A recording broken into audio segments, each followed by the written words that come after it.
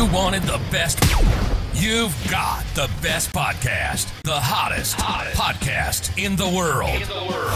The Chris Voss Show, the preeminent podcast with guests so smart you may experience serious brain bleed. The CEOs, authors, thought leaders, visionaries, and motivators. Get ready. Strap yourself in. Keep your hands, arms, and legs inside the vehicle at all times, because you're about to go on a monster education roller coaster with your brain. Now, here's your host, Chris Voss. Hi, folks. Chris Voss here from the ChrisVossShow.com, the ChrisVossShow.com. Welcome to the big show, my family and friends. Thanks for tuning in. We certainly appreciate you guys being here. As always, there is never a day that goes by that we do not appreciate you folks showing up. It's just such a wonderful thing to share with you, to spend time with you, to marinate in the richness of the beautiful, wonderful, intelligent guests that we have on this show that will expand your mind, make you sexier to whoever you want to be attracted to. You'll just walk around with this glow of intelligence by listening to the show. Can I kiss your ass anymore? Probably not. Anyway, guys, as always, we're going to be talking about some amazing things today, superlatives in business, but also we're going to be talking about artificial intelligence. You may have heard of it. Some people say I'm artificially intelligent, and they're probably right in some ways. I don't know. Have you seen what I ate for breakfast? I don't know what that means, but if you do want to know what it means, refer your family, friends, and relatives to youtube.com/Chris Voss. That's not a tie-in, Chris.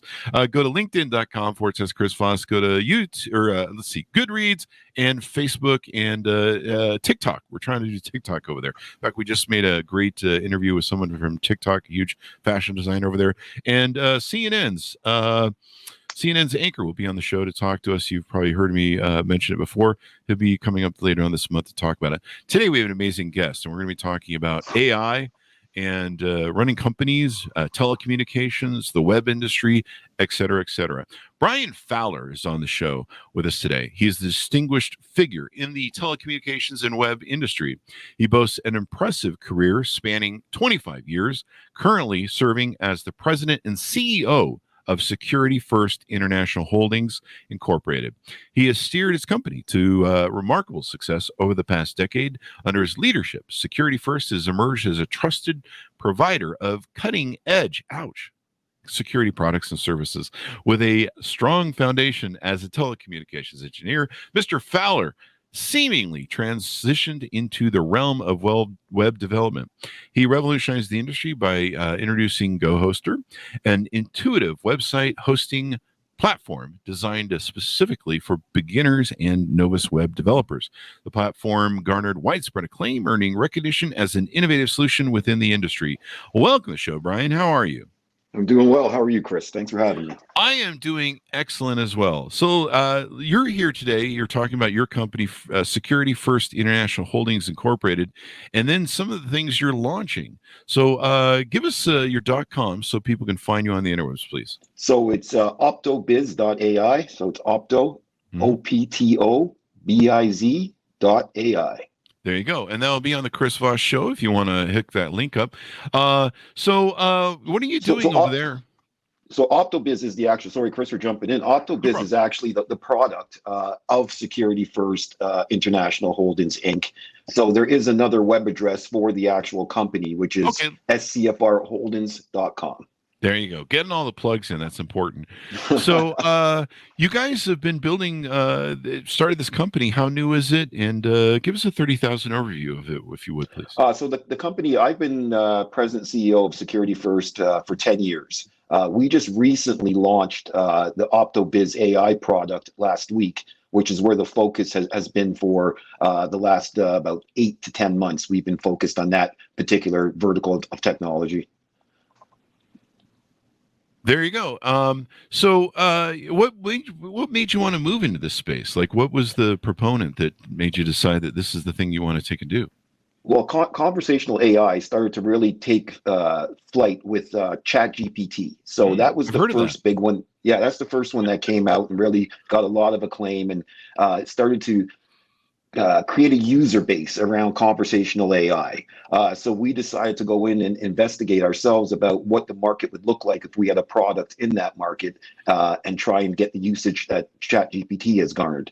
As we have launched this and as we have been going through the development, we've really come to understand that people are looking more at the security aspects around AI. Is AI secure? Is AI safe? And then you start to do some research and a deep dive, and you start to learn about some scams and other things that have utilized conversational AI. So we're now trying to put together, or we are putting together a package within OptoBiz that's going to provide the security around our particular chatbot versus other ones that are out there.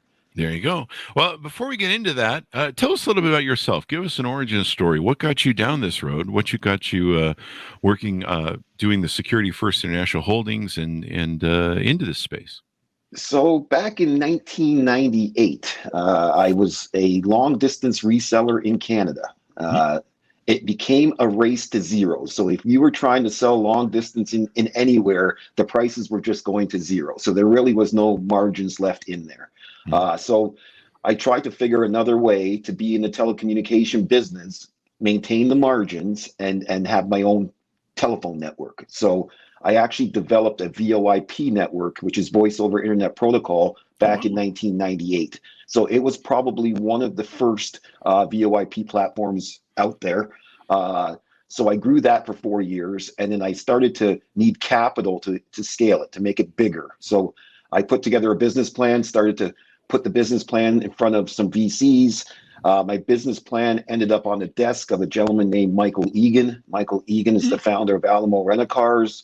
He's founder of Nantucket Nectars. He put the first $20 million into the dot-com boom when he put $20 million into the globe.com. And the globe.com happened to be the highest return in IPO in NASDAQ history at the time. So the globe.com was in the business of trying to be a social network. They just ultimately were a little too early because the costs associated with building out something like a Facebook at that time was just not cost effective. You couldn't maintain it. The bandwidth was too much. Server costs were still high. So it just wasn't a viable business at the time. So as much as the globe.com was the dot-com boom, it was also the dot-com implosion. So they raised a lot of money, couldn't do much with it. The company unwound, but Mike did not dissolve the company. He kept the company alive. So when my business plan ended up on Mike's desk, he gave me a call in Canada, had me fly down. So I met with him, and he just drilled me for a few hours on what VoIP is, what we think the future of VoIP is. And much like this podcast, I don't know, I thought it went completely bad. I remember leaving that day saying, okay, well, that was your first go at it and you're not getting anything out of it. But ultimately ends up a week later, he calls me and he says, I think we have a deal to be done here. So I'm going, oh, nice. Yeah. So then I end up moving to Fort Lauderdale, transitioning from Toronto to Fort Lauderdale where he was based. Then we built out a VoIP company in the globe.com, where we were on pace with Skype for downloads on our application for the desktop telephony. So we were focused on software phones at the time. I know it seems a little archaic at this time, but back in 2002, 2003, it was new cutting edge stuff.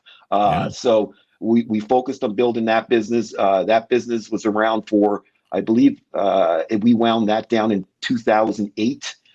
So at that point, I learned a lot from those years. We went through a lot of different permutations, a lot of different technologies. Mike always wanted to be on the forefront of all technology. So as the CTO of the company, he had me out evaluating every different tech vertical as the phone network was doing its thing, because he saw that there was going to be a point where we would have to pivot and transition into another technology, which ultimately we did. We became a registrar of domain names.travel. So the company did actually find another niche in tech and in web that it transitioned to. At that point, I transitioned out of the company myself, and then I started some of these projects. GoHoster was the first project I actually created after leaving the globe.com. And then that spawned into Security First International. And within Security First International, we've developed and touched on a lot of different technologies as well. So I've just continued what I learned from the Globe and extended that into Security First. And then that's where all of our technology assets are, where we incubate and we develop. I was going to say, you guys are an incubator, so this is great to get into these technologies. So let's talk about the software. Who does it apply to? Is it for consumers or for business or both? And what does the software technically do? So it's a service. It's actually a service where you can use it within chat channels. And what it is and what it's designed for is to be an assistant to a human. It's not necessarily something that needs to be human facing, because again, that's where some of the security issues come in. But if you're someone like an attorney and you need to get some information that might be readily quicker than going through the traditional channels, you could just communicate with the chatbot and then get information back instantly pertaining to what you're looking for. So it becomes an alternative knowledge base that you can use, but it's for the human support. It's not necessarily to have the customer engage it with the actual AI. It's for the human that needs an assistant. It becomes the assistant to the person doing the business. Okay, so like kind of like a virtual assistant, but AI. Correct, but not being actually used directly with the client. So if it's a company client, the company uses it as a tool to help with the client. So it keeps the company in the loop. There you go. So but does it interact at all with the customer? It can, but right now the way we're utilizing it is to keep a human in the loop, just to keep the actual security aspect of it there. So if anyone is communicating, they know that it's an assistant of a human. So it's the chances of there being some malicious activity happening is minimized. There you go. And you mentioned about security earlier. We're seeing all sorts of weird stuff go on, and usually when a new industry pops up like this, there's issues with security because it's kind of like a Wild West sort of thing. What are some ways that you help enhance security and make it work? So we prevent indirect prompt injection. When indirect prompt injection is where when you utilize AI, you prompt the AI for the information you're looking for. And if you're scanning a website, say, and there's malicious content on that website, and the AI looks at the website because it doesn't visually see the website, but it reads like a bot what the code is. If it gets back prompts that are malicious, then the AI spawns off into another situation that it wasn't intended to be in. So it also has a way of poisoning the actual model. So once these prompts are in there and it's learning these malicious prompts, then the AI will not be returning or utilized the correct way. So we're implementing strategies to prevent those things from happening. Now, how is this different than other AI virtual assistants or chat boxes? I know I'm not a big fan of chat boxes. How is this different than that? It's very similar, but again, it's the way we were implementing it and the way we're doing our prompt engineering. So we're putting together packages of prompts that when you prompt the AI, it gives you the information you're actually looking for. So it kind of teaches you how to work with the AI, but in a secure way as well. Definitely. And this might be better than maybe those forum bulletin boards that people send me to when it's like, hey, do you want to fix your problem? And then you're like, yeah, I'm trying to have some customer service here. And they're like, here, go to this giant forum where you can read 10 million questions about why our product is broken. Yeah. and hopefully you'll find the answer you're looking for over there. And I'm just like, are you serious? Like, this is what we're doing now? So yeah, anything that can help dial up a better response. And then of course it operates 24/7, correct? Correct. It just makes the human more efficient. So if you look at it not to be afraid of, because there is security issues, but if you're not afraid of it and you know how to utilize it and you can learn how to prompt it correctly, it will make you much more efficient of what you're doing. There's no doubt about that. There you go. Do you find that this is more popular and helpful than the other forms of AI virtual assistants? Again, we're in our infancy with it, so we're going to learn, and then we're going to find out what we can do that's going to differentiate us from the others that are out there, because everything is very similar. So at this point, you're going to have to just find what the differentiator is, and then go in on that and develop on that. And that's where we're focused on the security and the prompt engineering, so we can make it a more usable tool for humans. You have some different examples on your website, some industry kind of sampling of how it can work and help. One aspect is banking, law, real estate. You mentioned here that it can enhance security by helping detect fraudulent detect and prevent fraudulent activities by analyzing customer behavior and transactional patterns. That sounds important because it can identify maybe people trying to hack into systems or accounts. Correct. That's exactly what that is. If you start to see people doing different things outside of what the pattern is, then it throws an alarm, and then you can identify that with a human and say, okay, this is a differentiator in the pattern. Let's take a look at this with a human eye instead of leaving everything to be automated. Because 100% automation, 100% AI will be a disaster. There has to be a human in the loop somewhere, else this will be a runaway situation on us. Yeah, because then somebody could fake being me and go into my account. Correct. I mean, literally make you look like you are right now on the show talking, and people will be tuned into this, and it won't even be the Chris Voss Show, right? They're looking at an AI version of it. Yeah, they're saying that's going to come. I don't know. I don't think they can make AI as funny and interesting as me, but there's still time. Hey, a lot of content out there to learn from, right? So they can. There is. I mean, 14 years and 1,400 episodes. I've seen the thing that they do now with the deep fakes, and I suppose you can deep fake. It always creeps me out. I tend to pick up on it. Okay. And there's a static sort of. What's the word I'm looking for in English? There's a static sort of stanza or metronome that AI uses that is a giveaway. Like when I read stuff written by ChatGPT, unless it's been humanized and human edited, I can see the machine. And there's a certain staccato, there's static nature to it that's very, I don't know how to describe it. No, I understand. Yeah. It's devoid of emotion. And maybe I'll get better at that, but yeah, I can usually tell. So you have a few examples here of real estate, maybe lead generation qualification. Tell us a little about that, because that's important to people. Everyone's always trying to generate more leads for business.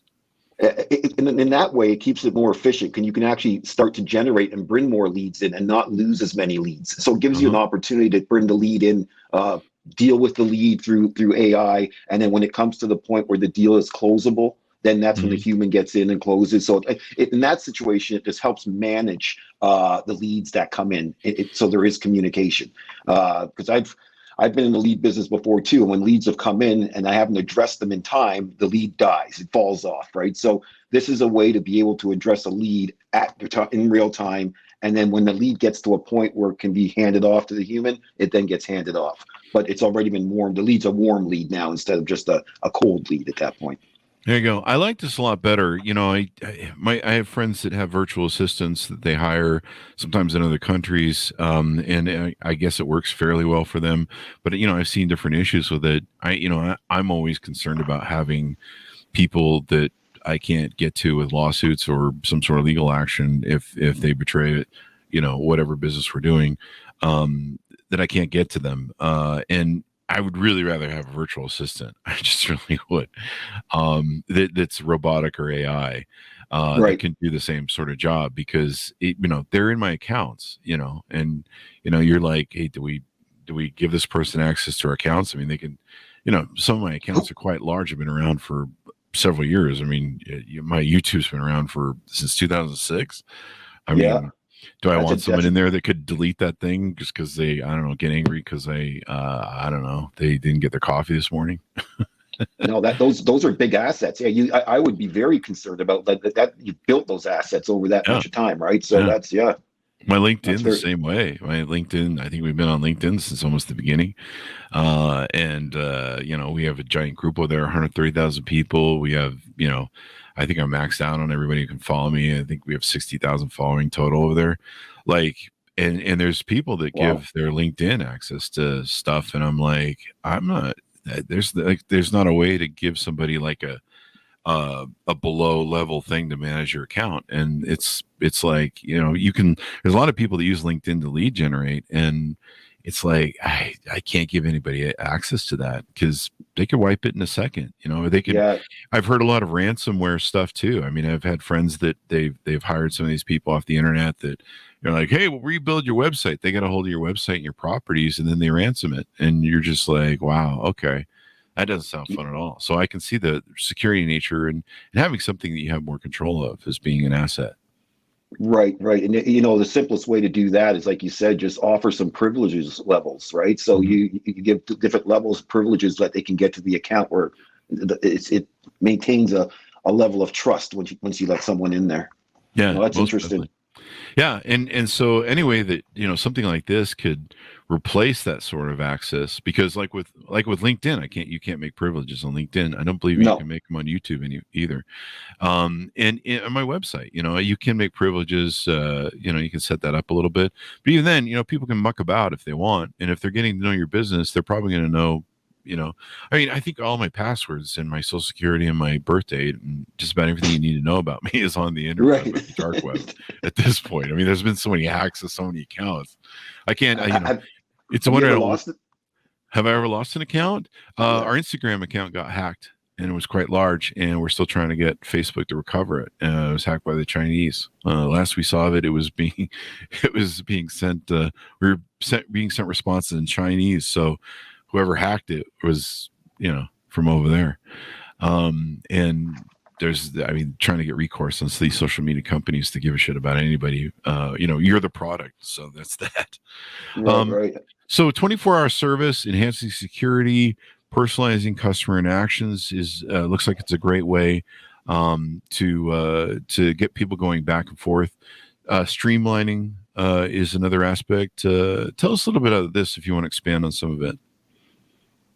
On the streamlining? On streamlining operations and personalizing customer interactions and improving customer experience. How are ways can that deepen your relationship with your customers? Again, because I think you're more efficient with them. So if they have an inquiry or something that they need to have resolved in a manner that's quick, I think this gives access to that. It allows the employee to be able to handle the inquiry in a manner that, like you said, more humane. So they utilize the actual AI, get the information, and then relay that information in a more human-like manner. But it's more efficient for them to deliver the information because they get the information faster. So it's a resource to be able to handle inquiries and streamline how, say, a customer service would work. There you go.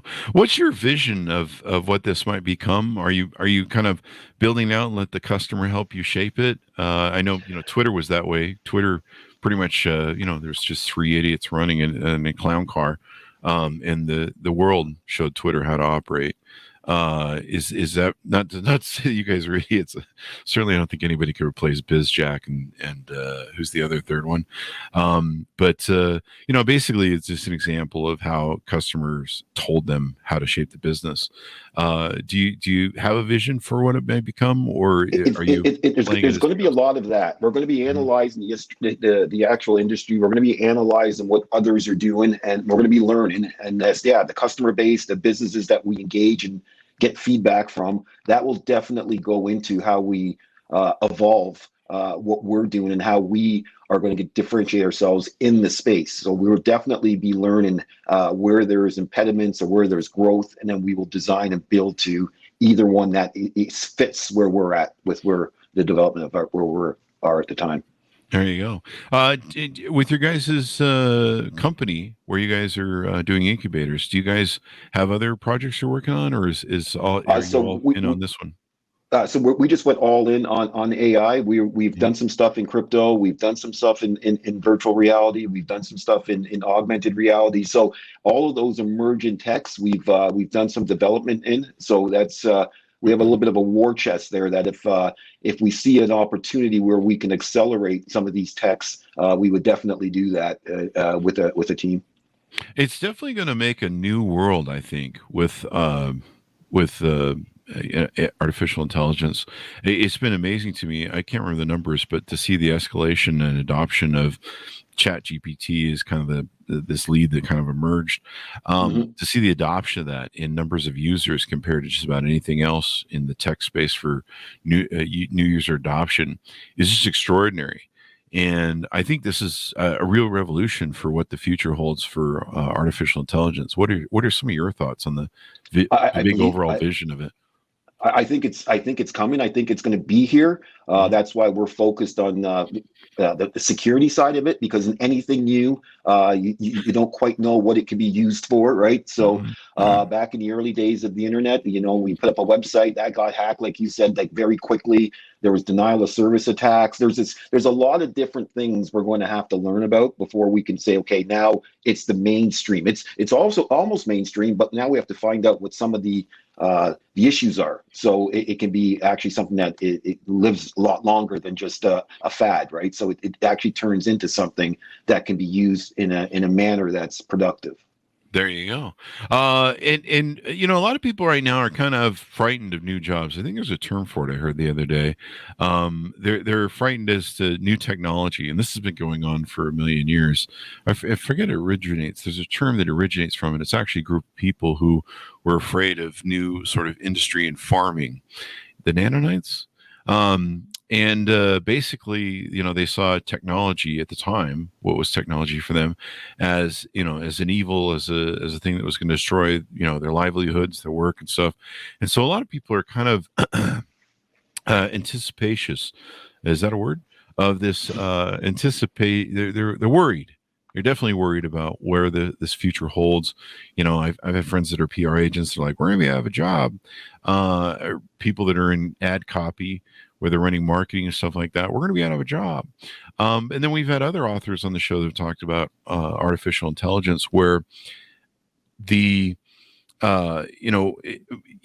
might write stuff better for us, but we're still going to have to edit it. We're still going to have to inject that human element to it. We're just actually going to become bigger editors than maybe ad copy creators and different things. And even then, we're seeing all sorts of issues with it. There's recently an attorney who used Chat GPT to write his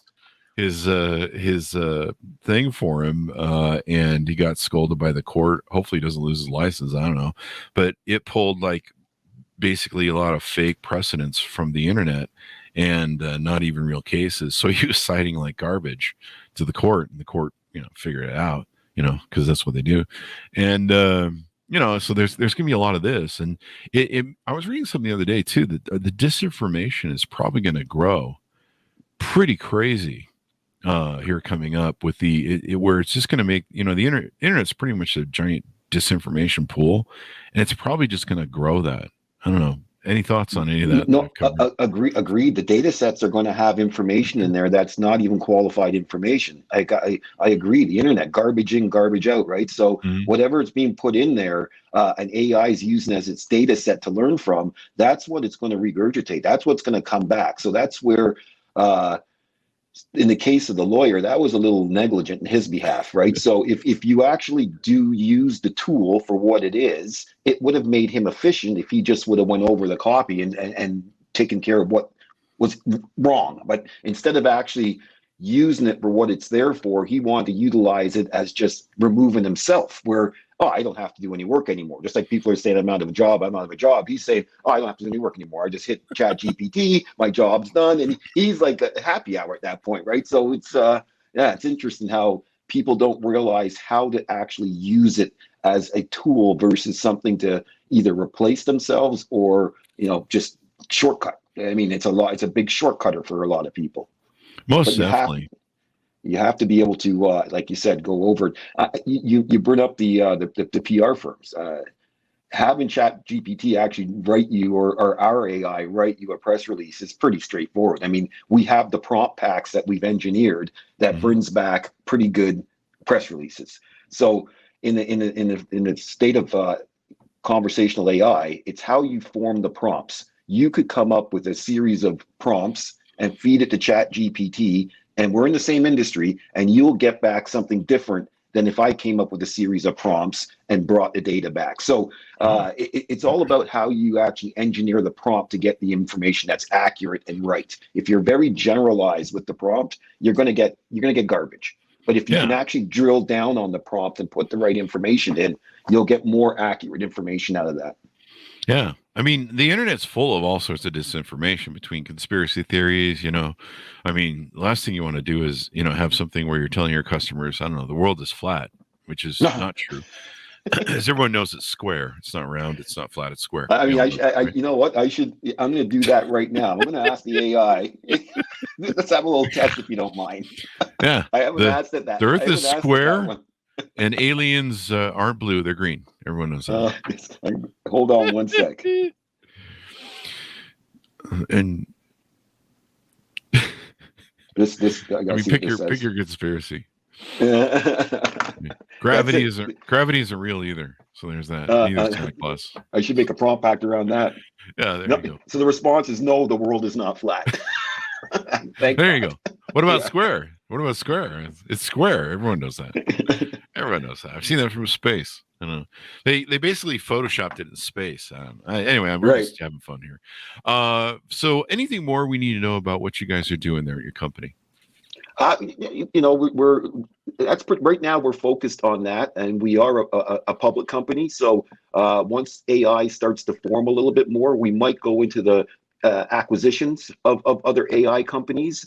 So that's kind of what we're trying to get done right now within AI, is that we can develop our own product, launch our own product, and then once we start to get some traction with our product, use the company to acquire other AI projects and then become an incubator and a holdings of AI tech. There you go. There you go. So this would be pretty interesting. Do you take pitches if somebody has some pitches for your incubator, maybe?